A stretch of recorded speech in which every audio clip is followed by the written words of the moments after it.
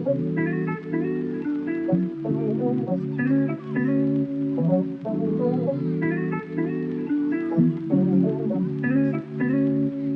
guys, welcome back to my channel. If you're new here, my name is Elsie, and if you are a returning subscriber, as always, thank you guys so much for tuning back in. It really means the world to me. You do not understand.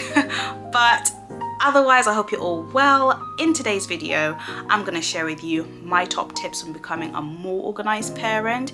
And the reason why I say a more organized parent is I never actually had these habits right from the minute Mia was born. It took a lot of time, work, research, speaking to other parents, and kind of like finding a pattern and a way around this journey for myself in order to become more organized and bring less stress and more calm into my home. But as always, you know, parenting is a very personal journey and everybody's just trying to do their best, so please do not feel guilty if you've not done any of these things. But I do hope this video helps you in getting started. If you do have older children, this video is definitely for you as well, because it is never too late to actually change habits and just find ways of making your life much easier. Also, if you're new here, just for reference, I've got two girls, an 8-year-old and a 4-year-old. So like I said before, half of these habits I did not start till perhaps even my second daughter, because I found having 2 children a lot more stressful than just having one. So without further ado, let's get straight into the tips. So my first tip is to wake up before your children. Anybody who knows me knows I absolutely love my sleep. However, Kevin actually is the one who introduced this to me, because he wakes up at 5:30 to go for a run, gets back home, and my day starts.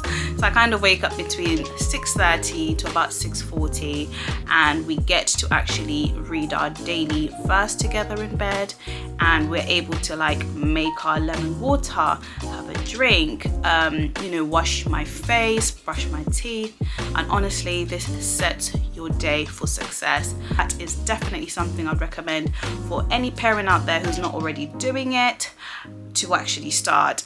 I struggled with it in the beginning, but now I am doing it and it really works. My second tip is to prepare the clothes the night before. This is a no-brainer.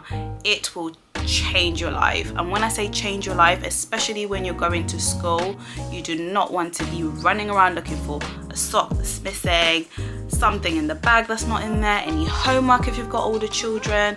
So I always prepare their clothes the night before. I put their bags by the door, put their shoes by the door, and I also get my coat ready, my shoes ready. It just makes it so much easier. It gives you more time in the morning to do other things with your children or to have some more me time, you know. So getting everything ready the night before will change your life. So if you're not doing it already, then I think it's time for you to start, because trust me, it will make a difference. My third tip is to have a visible family planner. And when I say visible, it's not to buy a planner and just kind of have it ruffled up somewhere in your house where you can't even see it or none of your family members can see it. This is something I've had even before I became a parent. I've always loved being able to see what I'm doing in the week somewhere that's at eye level, and I'm saying like eye level, like when I go past it I will see it. So I recommend maybe having it in the kitchen, or if you have like some area or space in your bathroom, or even your bedroom if that's somewhere you spend most time in. I write everything on there, whether it's nothing that anybody else needs to care about, but if you need to look for something, it's visibly there. Having this planner on the wall is visible for your children who can actually read, to actually see what they're doing in the week, and it's kind of like your brain on a wall. Let's just put it that way. So much more happening in your life, like having that planner will help you. I got mine really cheap from B&M, I believe, so quite cheap, absolutely reasonable. If you've got quite a big family, you can always go to Etsy, because they do personalized ones and they're really pretty, a little bit more pricey, but again, it's something that will help you and your family get more organized. So my third tip, again, it's a bit linked to the planner, but it's setting reminders on your phone. I use my phone calendar so much, like I practically rely on it. When I say practically, I rely on it for everything. Like if it's not in my phone, I am not coming. So basically, mums and dads, if you don't use the calendar in your phone, you need to start using it now. It will notify you when an event is happening, and you can always personalize it to remind you a week before or a day before, on the day as well. And you know, it also links very well with like your smartwatch if you have one, which I also recommend actually in terms of linking with the reminders on your phone. For example, before I had a smartwatch, Mali was in another nursery and she felt really sick, but the school was trying to ring me and the nursery tried to ring me multiple times, but I did not know until my lunch break, and honestly my heart just dropped.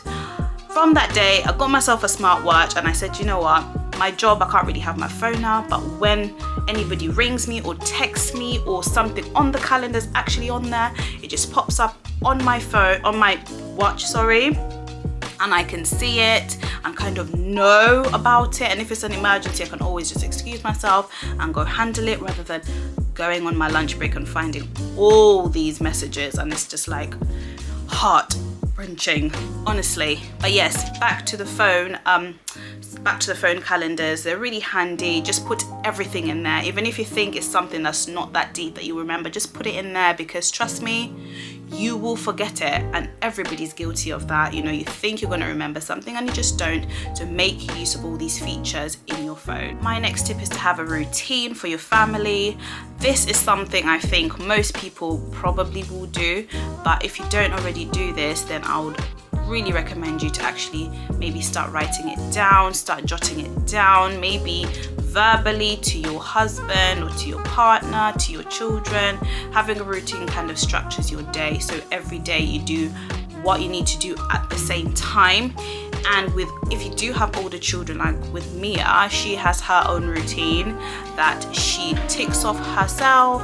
She looks at it in the morning and kind of works her way through it, and at the end of the month she gets a little reward for it, because this is quite new to her as well, so I need to keep motivating her for it. I mean, she's quite good with this, but at times I do have to give her a few reminders, but nonetheless she's learning to kind of have more structure, to realize that things get done at a certain time.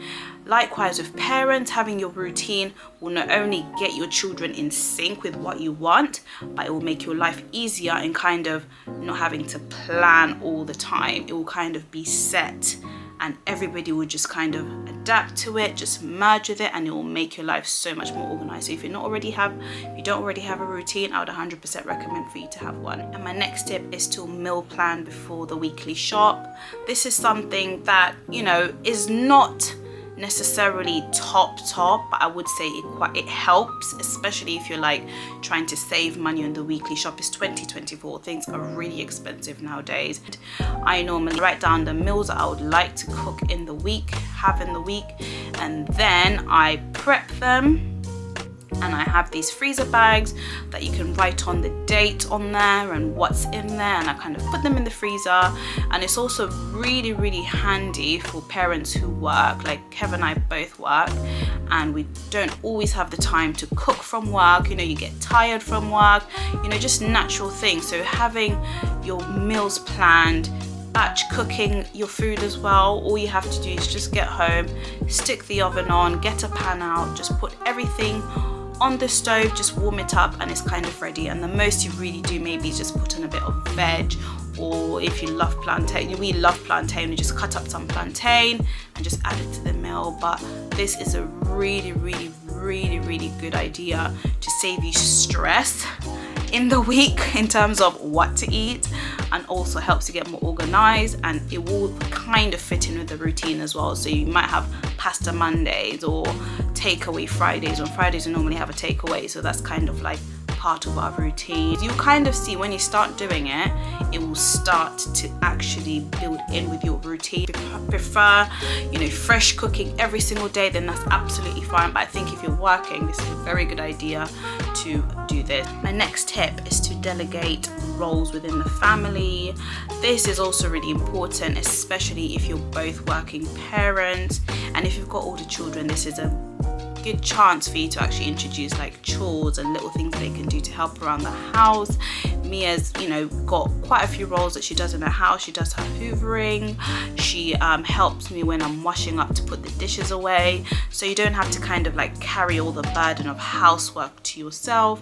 And also with like your partner, you can talk about these things on like a Sunday when you're more relaxed. It's always a good idea to have family time where you talk about these things and you split them out, and you kind of see, we even do this thing where we see what everybody likes to do, because Kev prefers to do cooking more than washing, and he will probably do that more than I would, or vice versa. You know, having these kind of conversations with your family and splitting everything out will help you get more organized, because I mean, you are a family, you work together. Even little ones like Malika can help you. Malika does picking up and putting things away. She's on bin duty, like she'll be throwing everything away for us. If there's rubbish in the house, Mali's straight there, straight to the bin. Like, you can honestly split the tasks out with anybody in your family who can walk and talk. So don't even think like your child is too young to start with housework and helping out. It will only help them as much as it helps yourself get organized. My other tip is to keep blank birthday cards. Again, this is a bit optional. If you are one of those people who is more than happy to whip out every Friday evening or Saturday morning and get the card and present for birthdays, then this part is probably not for you. However, you know, when you have children, you're gonna have birthday parties back to back, and I mean back to back. Like, you could have 2 birthday parties in one day. So having a stash somewhere in your house of like just blank neutral birthday cards is a very good idea. Kind of saves you from all those trips to Card Factory or Clinton Cards or wherever you get your cards from. And I think it's another good idea to get yourself organized, just to save you from the stress of waking up on the birthday morning and thinking, oh my goodness, I've not got anything for the birthday girl or birthday boy. So I would definitely recommend that if you want to.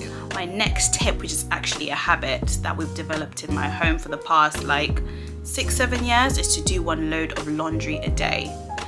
I am telling you right now, laundry is like the worst thing you could make me do. I hate doing the laundry, but it has to be done. So the way I decided to make me enjoy it is to do 1 load every single day, because by Friday you're not going to have that much laundry left in the basket. It kind of puts down your stress levels in seeing mountains and mountains of clothes, trust me. So if you do 1 load every single day, by Friday you've done about 5 loads. So on Friday and Saturday it's just maybe like a couple of clothes to wash in there. And also when it comes to like uniform, you're gonna have most of the uniform ready by Friday. And if you're one of those people who likes to get all their children's uniform done by Friday, this would really help, because if you wash every single day, then your kids' clothes are going to be done every single day. So I would 100% recommend doing 1 load of laundry a day, because you do not want to get on a Saturday, to wake up on a Saturday morning with huge, like a tower of clothes to wash. Nah. 1 load of laundry a day, trust me, it would it will change your life. My other habit, a bit linked to the laundry as well, is 1 cleaning job a day will keep you sane. It is okay to kind of like have the Saturday to clean your entire house, but that can be really time consuming and kind of just eat into your weekend and your relaxing time. So if you do like Monday, the bedroom, Tuesday, children's bedroom, Wednesday, guest bedroom, Thursday, laundry room, you know, whatever you want to do. I mean, there are certain areas like the bathroom or the kitchen that you'd kind of clean all the time. But in terms of like, you know, those big jobs that kind of are always sat there and you're kind of always looking at the room like, I need to tidy you up, but I'm not going to do you today. So if you kind of have that routine where you pick a day for each room, then it kind of, you will know that every single room in your house is being done without the stress of having to look at it on a Saturday morning. I take my weekends very seriously, guys, by the way. A weekend, I love to feel like it's the weekend. So doing everything in one day, honestly, is so tiring. But if you do a little bit every single day, it will keep you sane. believe me.